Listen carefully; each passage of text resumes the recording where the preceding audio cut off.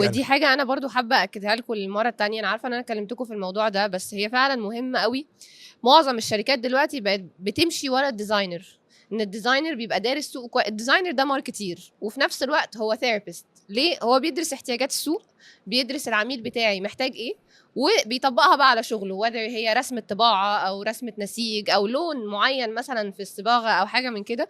لكن هو بيبقى دارس، وبناء على دراسته دي احنا كمصنعين بنبتدي نمشي ورا الشخص الفاهم ده. طبيعي. فصح قوي، انا شايفه ان هي حاجه صح قوي فعلا ان انتوا تعلموهم يبقوا اصحاب قرار ويعرفوا كمان ياخدوا بصي قرارات. حضرتك انا هقول لك على حاجه. يمكن انا لما شرفت ان انا كلفت من قبل القسم العلمي ان انا ادرس لسنه اولى في سنه من السنوات، كنت بقول ان النهارده ان العمليه التعليميه جوه القسم العلمي لو انا جيت قسمتها ل4 عناصر، فهاجي اقول ان الطالب اللي دخل القسم العلمي عندي هو حابب ان هو يخش القسم العلمي.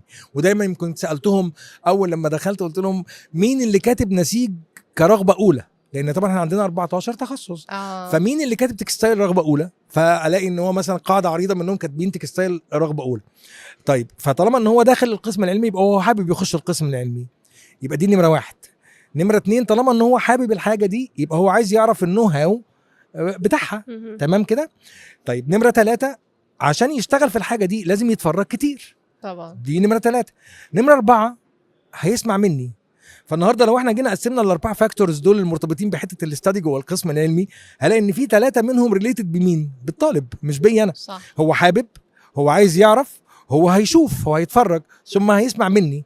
فالثلاث عوامل دول يبقوا 75% منهم للطالب، و25% اللي هو الداتا او المعلومات او النولج اللي هو بياخدها مني او من زمايلي طبعا جوه القسم العلمي. واهم حاجه برضو يا دكتور ان هم يبقوا حابين. يعني انا عايزه احط مثلا طبيعي خطوط كتيره قوي طبيعي تحت حابين جدا دي جدا. عشان انا لو حابب فانا هروح الاكسترا مايل، هدرس اكتر، هعلم نفسي اكتر، علشان كده هو ده بقى ردي على حضرتك في الجزئيه اللي انت بتقولي لي انت بتوجههم لاتجاهات موضه معينه. لا انا بقول بيزكس وهو كل واحد منهم عشان هو حابب ان هو يشتغل في البروجكت ده او في التارجت ده او في التاسك اللي مطلوب منه ده، هو يروح يبتدي وانا ليدر بالنسبه لهم، اوجه يمين اوجه شمال، اللي هو زي المدير الفني كده لما بيبقى قاعد على الخط. هو مش بينزل يلعب في الملعب، هو اللعيبه هي اللي بتلعب في الملعب اللي هم الطلبه بتوعي.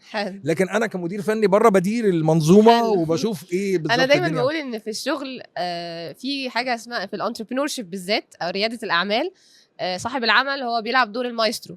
تمام. ان هو بيحرك الناس، بيحرك الاوركسترا، ما بيتدخلش في كل التفصيلات بنفسه، مش لازم يفهم كل حد بيفكر وبيعمل ازاي، لكن اهم حاجه انه يعمل الترابط والتناغم ما بين الناس. طبعا